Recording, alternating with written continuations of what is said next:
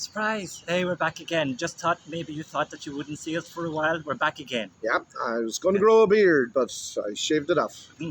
I had a mustache and I shaved mine as well.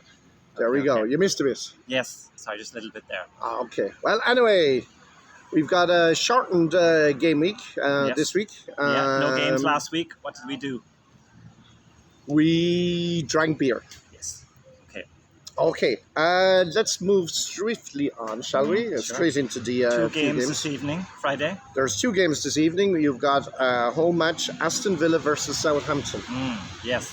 I guess the big surprise was Villa drawing with Man City in the last competitive game, which was nobody would have predicted Nobody that. would have predicted it, but it shows the quality of the league, which is a good thing. That someone like Villa, hard-working team, not too many big names in there, can do that.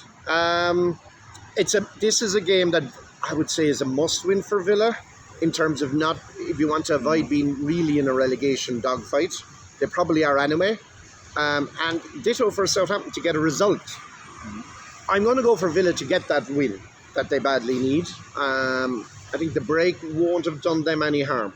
Sure, yeah, they can, like Gerrard again, can work with them on the training ground. Yeah, I think that in the next 4 or 5 months we're going to see really what kind of a manager Gerrard is. Is he going to be a future great manager, or has he been maybe overhyped? Are things going to maybe level off? This is going to be a critical time for him now. The way they draw against City, I think, is something that they can build on. They're playing Southampton, who I think have been up and down as well. Yeah, completely hot and cold. You don't, and I just feel that they're probably due a cold one. They've had a couple of reasonable results. Yeah, the last game they lost 1-0 to Wolves. As I say, that aside. Yeah, that's true. But and also they have only got one away win since February, so they're not like a team that travel very well. They don't travel well. So yeah, I'm going to go with you with momentum. I think Villa will need to win this one. I think it's a must-win. Okay, for Villa win for this one. And I think this is also the next game. I'll let it to you first, but it's Nottingham Forest at home against Fulham. Yeah. Last week, Forest were 2-0 up and looking to kind of crush one of their, say, relegation competitors, Bournemouth. Yeah. But they let it slip, and Bournemouth came back to win 3-2. So I think that puts Forest psychologically as well back into the relegation sort of battle. Yeah. Bournemouth will have to take great from that. Forest, they're very talented players, but they look a little bit light. Like small statures. Yeah, you can have that, and obviously Mitrovic is a big enough forward, and he's on form. Yeah, the Mitrovic factor is something that you can't discount, and you would fancy him to score against Forest. Forest as well, they're an attacking team, so I expect goals in this one. Fulham are traditionally not very good on the road. In the last 8, they've drawn 3 and lost 5. So not a very good away team. I'm going to go with a high-scoring draw on this one. I think maybe 2-2. Yeah, I'll go 2-1 to Forest, maybe even 3-1. I think the week off will have helped Forest. The fact they were 2-0 up and left to go, you learn a lot from them kind of games. You'd hope so. And they've had an extra week now to work on the training ground. Yeah. They bought a lot of new players in, and you say, okay, they have gelled well, but really when things go tough, that's when you need to see that cohesion. Yeah. And I'm hoping to see a bit more of that. They're at home. I'm going for a Forest win. Again, a high-scoring game. One player they bought is Dennis from Watford, and he hasn't started yet. I'd like to see him play. I think he's going to give him an extra edge. And I still do like the Forest manager, Steve Cooper. I think I like what he's done. Trying to balance all those players, new players, isn't it's a tough ask, you know. It was the ruination, I thought, of Lampard's when he did well when there was a transfer embargo. And Chelsea, And then once they started spending the big money and transferring players in, he couldn't get the balance right. Okay, which is difficult to do, and that cost him his job. Okay, all right.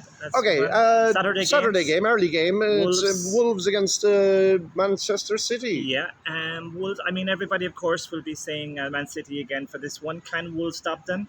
They beat Saints. They beat Southampton in the last game. Wolves. I think the problem for Wolves is that they can't score goals. They don't have a striker. Their lead scorer is Podence with 2 goals. Yep. So City are going to score. Can anyone stop Haaland at the moment? The goal he scored midweek in the Champions League was special. It was a very good it goal. was a nice one. For a big man to be so athletic, surprised me, Yeah, he's got a lot of attributes. Yeah, so but I just I got to go with City on this one, of course. I'm gonna okay. Yeah, I think so. I think City will score. I think Wolves will make it difficult, but I think that they won't be able to outscore City. I've seen Wolves the last few seasons have always been a thorn on Guardiola's sides. Yeah. Always been both home and away. Yeah. And I just believe that the midweek game won't have helped them. That's just usually after a midweek game, usually Man City kind of struggle to get a result the following weekend. The same with all teams that And play in Wolves will Europe. have had the whole week off as well. Yeah. I think Wolves will go out all guns blazing. I think they will get the goal. They have a new striker. I can't think of his name. Did he get injured or something? He might have. Well, they brought in Costa. They brought in transfer. They brought in Costa. He'll rattle a few cages. If he's on, we don't know what fitness level he's at. After being in Brazil. Yeah. But I just fancy a draw. Okay. I'm hoping for a draw more than fancy. Yes. But I'm going to go for the draw. Who's not a City supporter would. Okay. Okay, the Brighton is cancelled. We got Newcastle against Bournemouth. I'm going to say Newcastle started well, have struggled to get goals in the last few matches. I fancy him to get back on the winning trail here. Sure, yeah. Bournemouth, will be buoyed by they had a draw and they've had a win now they as came well. back, yeah. But I still think they're going to be relegation candidates 100%. down this year. Newcastle at home would be expecting to win this. Last 5, Newcastle have won 3, drawn 2. They look very solid. I think that can't see beyond the Newcastle win on this one. No, I think Newcastle, we're agreed on that. Okay. And the late game is Spurs-Leicester City. Now Spurs lost midweek. Yes. And you have this crushingly at the end of the game as well. Yeah, absolutely. That was kind of that was kind of doing a Conte on Conte. Like getting sucker punched at the end. That's what he loves to do. Yeah, he enjoys that. Yeah. And so I kind of a bit of small satisfaction in seeing it happen to him. But Leicester are in a mess. Yeah. So drawn 1, lost 5. Yeah, it's hard to see them putting up any sort of they scored early against Brentford. And then Brentford turned and hammered them. Yeah, the last game I think was it 5-2 against was it who Brentford? I'm pretty sure. Okay, but I'm not sure. I can't see them handling Richarlison, Kane, and Son, and the fella I can't pronounce, Kowanowski, whatever. Yes, Kulusevski. Yeah.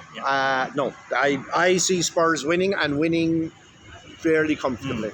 Interesting thing about Conte last year, when he first came, he didn't really want to come. I think he felt that Tottenham wasn't a good enough team. And I think the players are aware of that. There's always this being thing that Conte could just turn on the players very quickly.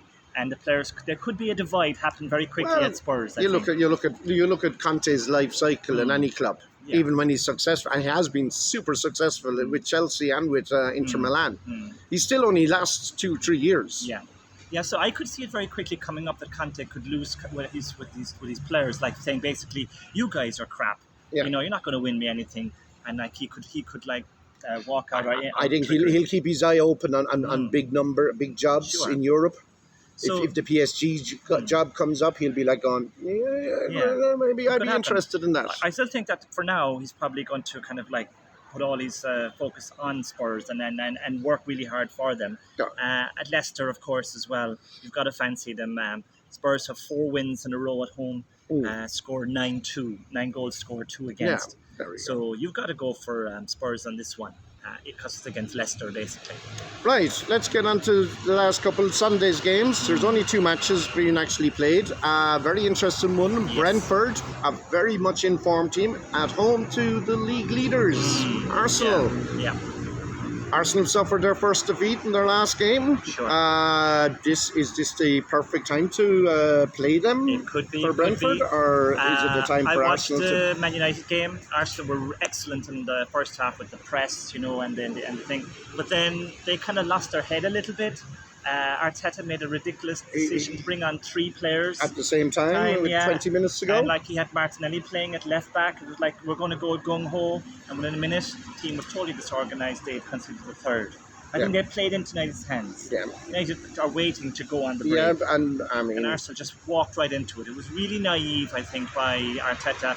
And I think he was to blame for not losing to United. Yeah, exactly. But here's the crunch. Like Brentford, we saw it against Manchester United. They're happy to sit back and let you have possession. Yeah. And they'll break fast. They'll harry you fast. They'll put pressure on the person who has the ball and look for the mistake. Yeah. And they've got Ivan Toney, who's like destined to go on to bigger and better things. I think. Well, he looks a good striker, strong, fast, good finisher. Yeah, and keeps his head. Yeah, and Brighton are really good at home. I mean, they beat Leeds 5-2 in the last one. Yeah. They're in the game so far. They've scored 10, conceded 3. Oh yeah, they're really playing well. I still fancy Arsenal to get the win, but they need to keep their momentum going. One defeat away to United isn't a disaster. No. Stops them talking about invincibles. They're not stop them getting too carried away. But I think this is one they need to bounce back. Yeah. And it's always the bounce back you look for. I think we'll see it. Yeah, I think it's a big mental test because, of course, last year they were humiliated in the first game of the season away to Brentford. Will they be? It'll be a big mental test here for Arsenal. I think it'll say a lot about the team. I'm going to go for a draw. I think Arsenal are going to kind of maybe not going to be strong enough to push through for the win on this one. I'm going to go for a draw. Okay. Yeah. Very good. And the last game, which is on Sunday, is Everton are at home to West Ham United. What's your thinking on that? I think this has got draws all over it. You know, Everton have drawn every game of the last 4 games apparently. I think. West Ham as well. They will feel very disappointed about the penalty against them at Chelsea. What, did you see that incident? I did, and I agree. I rarely agree with David Moyes because of history, but I agree with him there. It's a terrible decision. The referee made a call, and VAR shouldn't have intervened because it wasn't a clear and obvious. That's the thing. Okay, I agree with that point. I agree it wasn't a clear and obvious. An on-field decision was a goal. Yeah. But I do think he did leave, if you watch it, he did leave his foot in at the end. If you go super slow motion, you can make a thing look anything. Like, in the end of the day, the foot was there because that's where you're moving to. Yeah. Well, and if you pause anything at the right thing, like I'm gonna, now I stopped. But you can give it an angle; it would look like I was hitting him. Yeah. Do you think? I think that he did consciously leave his foot on the goalie. But I do think as well that the referee wasn't a clear and obvious error from VAR to interfere. Yeah. So it should have been allowed. Should have been a penalty. Right. But anyway, that doesn't solve here. You think draw. I'm really on the fence here, so just for the heck of it, I'm going to say Everton to get to a home crowd. Well, I think it's away, right? Or are they away? It's Everton are at home. Okay, so I think home crowd, Goodison Park.